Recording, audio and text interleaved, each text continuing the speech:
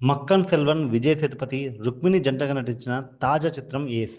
యోగి బాబు, దివ్య పిల్లై, బబ్లు, పృథ్వీరాజ్ తదితరులు నటించిన ఈ చిత్రానికి అర్ముగ కుమార్ స్వయంగా నిర్మించి దర్శకత్వం వహించారు.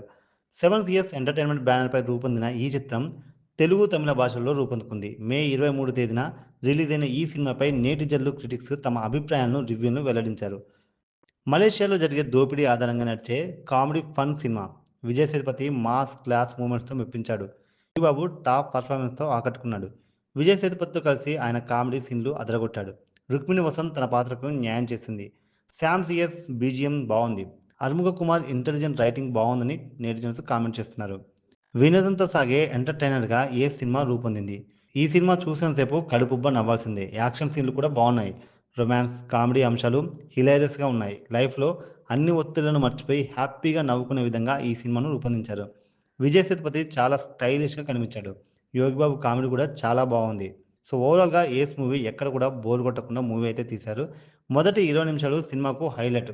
చావు గురించి అమ్మమ్మ మాట్లాడే సీన్‌లు గుండెను హత్తుకునేలా ఉంటాయి. జ్యూస్ సీన్‌లు, హాస్పిటల్ సీన్‌లు, క్లైమాక్స్ బావున్నాయి. సో, ఓవరాల్‌గా ఈ మూవీకి 5/3 రేటింగ్ అయితే ఇవ్వొచ్చని కామెంట్స్ అయితే చేస్తున్నారు నెటిజన్లు. మరి ఈ మూవీ మీరు చూస్తుంటే మీకెలా అనిపించిందో కింద కామెంట్ చేయండి.